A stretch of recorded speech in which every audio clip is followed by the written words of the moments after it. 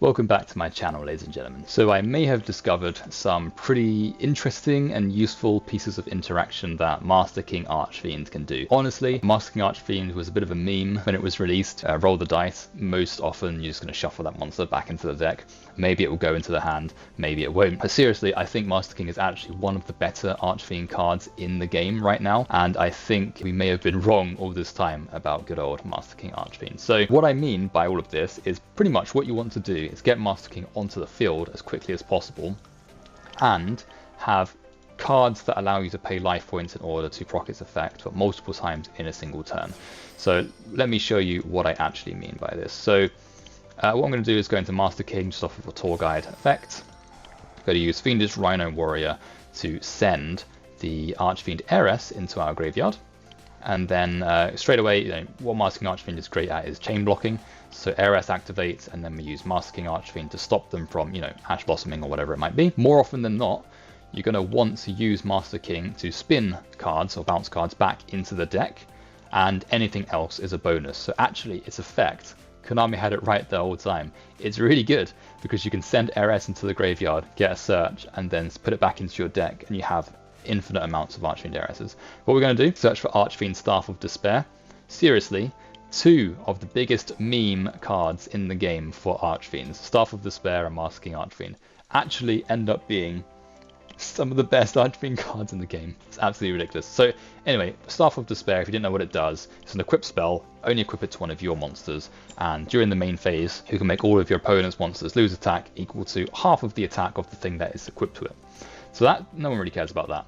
But the other part of the effect is when it gets destroyed, or when it gets sent to the graveyard while it's equipped to someone, you can pay 1,000 life points and send it back into your hand. That's really relevant because Masterking Archfiend's effect allows you to proc when you pay that amount of life points. So let me just show you what you can do. Let's say they summon their own copy of Tour Guide and they activate their effect. We are going to chain that with a card called Unending Nightmare. So this card is a continuous trap, and it allows you to pay 1,000 life points to target a face-up spell or trap card on the field and destroy it. So what's relevant there? Let me just see if we can put Rhino Warrior onto the field here. Masterking Archfiend's effect is going to activate because we paid 1,000, and because we destroyed Staff of Despair, we're going to pay another 1,000 life points to put that back into our hand. First of all, we're going to send Archfiend Heiress to get us a free search. Boom. And then Masterking Archfiend, we have two effects now. So we can send a fiend from the deck to the graveyard because we paid 1,000. So we're going to do that.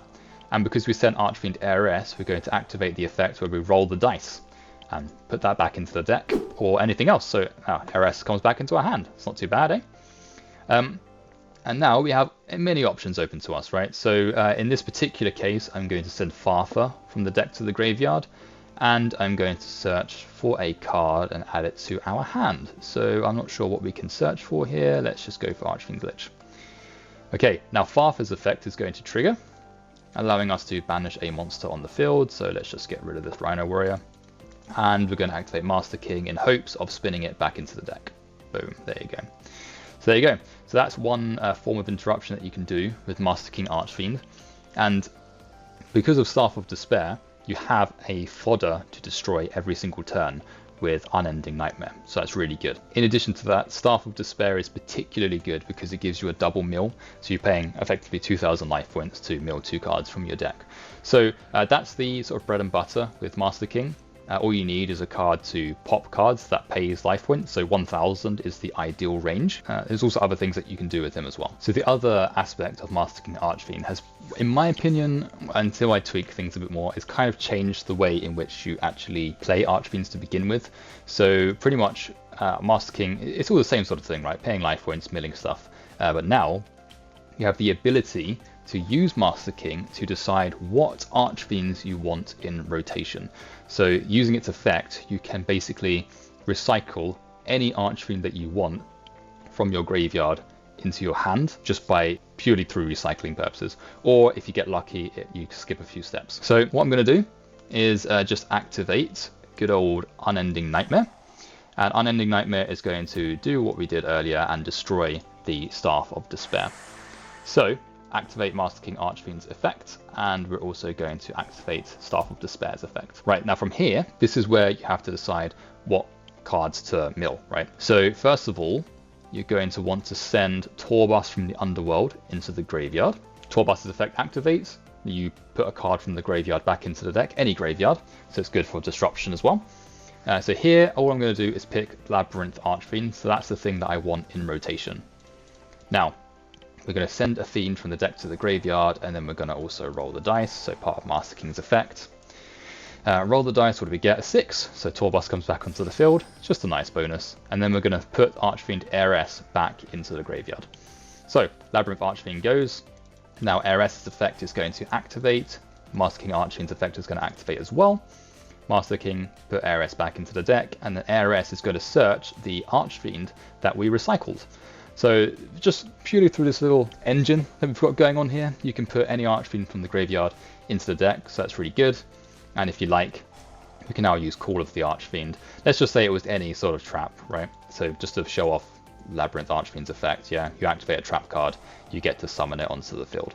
So happy days. So you can actually do this during the battle phase, which is pretty decent. So you can pop, you attack everything that you need to do, and then you can go ahead, use Master King's effect, recycle, say, Labyrinth Archfiend into your hand, activate a trap card, and then special summon it onto the field for additional attack. So it's quite good for sort of going for game, OTKing in that sense. So that's one thing that you can do. Right, so another thing that you can do, so I've got this little setup here just to kind of demonstrate some things. So there's two things I want to show here. One is by using Imprisoned Queen Archfiend. So this card, I thought originally was terrible.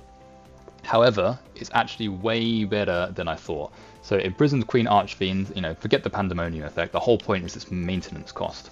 So it has 1,000 life points that you have to pay every one of your standby phases. If you can't, it's destroyed. And that destruction is automatic, right? So if you cannot pay the life points, it blows up, which means you get to recycle your Dark Spirits. The whole point now is to go into our standby phase. We pay 1,000 life points. And now, because of that, Masterking Archfiend allows us to send a fiend from the deck to the graveyard.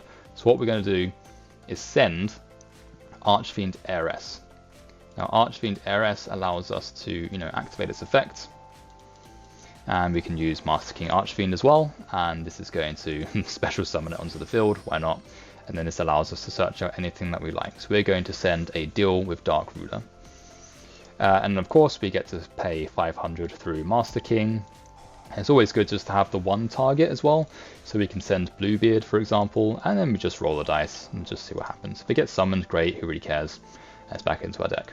Right, so what we've got in our hand is Axe of Despair, and we have a Deal with Dark Ruler, right? So what we can do is activate Axe of Despair, and we're going to equip it to our Imprisoned Queen Archfiend. Doesn't matter which one. And then let's say we want to attack from here. So we go to battle phase. Let's just attack with good old Master King, and let's attack with Imprisoned Queen. Ooh, look, we're on low life points. What can we do? Activate Unending Nightmare, pay 1,000, destroy Axe of Despair. And what this allows us to do is activate Axe of Despair's effect, tribute the Imprisoned Queen Archfiend, and then we may as well use Masterking Archfiend's effect as well. And then, so first of all, what we're going to do is activate a Deal with Dark Ruler. But what I want to tell you is that through this effect, if you don't have it in hand, because you paid 1,000 life points, you can then send Archfiend Heiress from your deck to the graveyard and then just search it out from there. But we've already got it, because we searched it in the standby phase. So we're going to activate a Deal with Dark Ruler, summon Berserk Dragon straight from the deck, and then what we're going to do is just send a few other things to the graveyard. So send Bluebeard. May as well activate Masterking Archfiend's effect. Let's just go for it. Let's just go for it on both fiends, and let's see, do we get anything? I didn't think so. So that's the thing, right? So make sure you're only sending what you want to send. And we've got Berserk Dragon on the field, and now we just attack for an OTK. So there you go. And then that's the end of that one.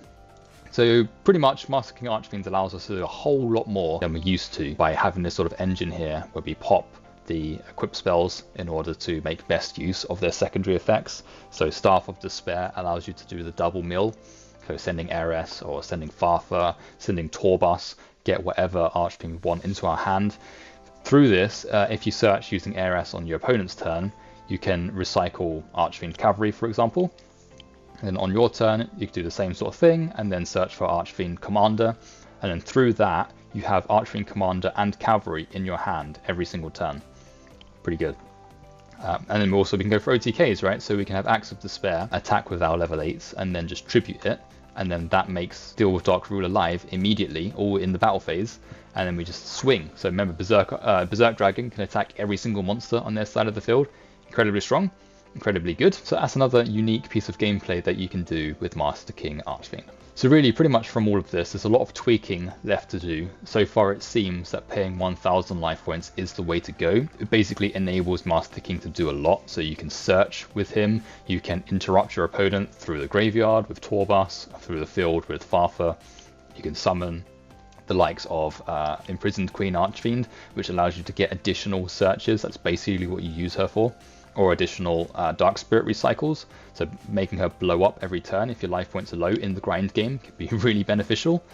So pretty much now it's all about putting Master King Archfiend onto the field and then deciding which Archfiends you want in rotation, which ones you want to roll the dice for, and how you can best utilize that to snowball.